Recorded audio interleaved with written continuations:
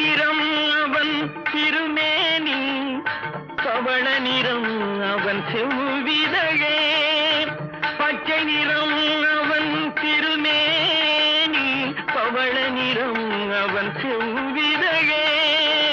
மஞ்சள் முகம் அவன் தேவி முகம், வெண்மை நிறம் அவன் திருவுள்ளம். மஞ்சள் முகம் அவன் தேவி முகம், வெண்மை நிறம் அவன் திருவுள்ளம்.